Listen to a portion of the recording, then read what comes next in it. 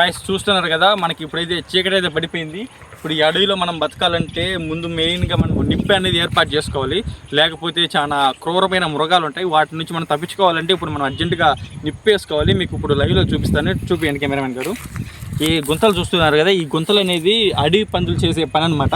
మీకు చుట్టుపక్కల కెమెరామెన్ గారు, చుట్టుపక్కల అంతా అవే ఉన్నాయి చూడండి. ఈ గుంతలు మొత్తం అడవి పందుల ఇక్కడ అంటే సంచలనం సృష్టిస్తుంటాయి. మీకు కెమెరామ్యాన్ గారు కొంచెం దగ్గరికి రండి, చూడండి గైస్. ఇక్కడ అంతా అడవి మృగాలు తిరుగుతుంటాయి, మెయిన్గా అడవి పందులు. ఇటువంటి పని చేసేది అడవి పందులే. ఇలా గుంతలు తవ్వేసి అవి వెళ్ళిపోతూ ఉంటాయి.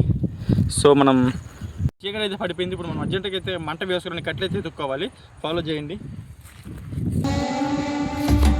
చాలా దొరుకుతున్నాయి, ఏరుకోవాలి బాగా పిన్న ఫాస్ట్గా.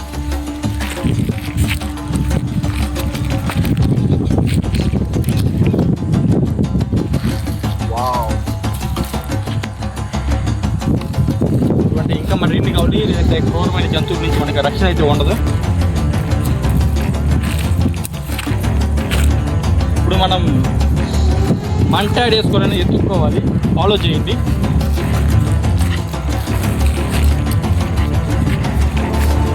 వావ్ గైస్ ఇక్కడైతే మనకి చాలా అనుకూలంగా ఉంది మంట వేసుకోవడానికి. కట్లన్నీ ఇక్కడ పెట్టుకుందాం. ఇప్పుడు ఇక్కడ మనం మంట అయితే వేసుకోవాలన్నమాట. సో మనకి మంట వేసుకొని అగ్గిపెట్టి మనం ముందుగానే క్యారీ చేసాం కాబట్టి మనకి ఇబ్బంది లేదు.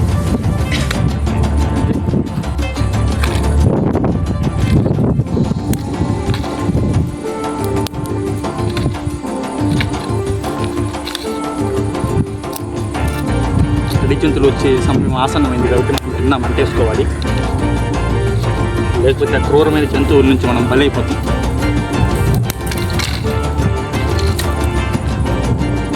సౌండ్ వస్తుంది గైస్, వెన్న వేసుకోవాలి.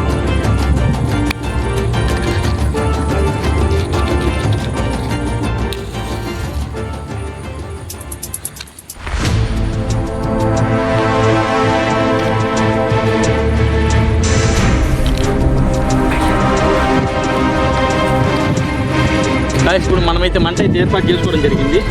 దీన్ని ఆరిపోకుండా చూసుకోవాలి. మనం ఆరిపోయిందంటే క్రూరమైన జంతువులు మనకి చంపడానికి కూడా వెనుకాడు. ఎందుకంటే అడవి జంతువులు అంటే మనకు తెలిసింది కదా.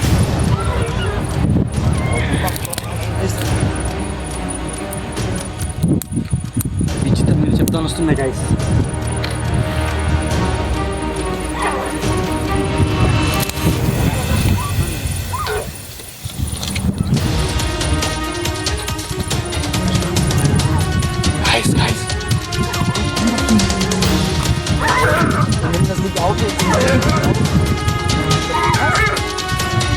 మనం ప్రస్తుతానికి అయితే సేఫ్ అయినాం, ఎందుకంటే ఇక్కడ మంట వేసుకున్నాం కాబట్టి అడవి జంతువులకి దూరంగా ఉండే అవకాశం చాలా ఎక్కువగా ఉంది.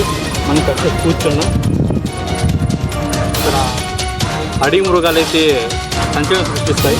మెయిన్గా అడవి పందుల నుంచి మనం చాలా జాగ్రత్తగా అయితే ఉండాలి. అవి మంచిగా చూసాయంటే పైకి దొరికేస్తాయి. ఎలుగు పంటలు ఏమన్నా వచ్చినాయంటే ఎలుగు పంటకి నిప్పు అంటే భయం కాబట్టి మనము ఈ నిప్పుతో దాన్ని ఎట్టొకట మేనేజ్ చేయొచ్చు.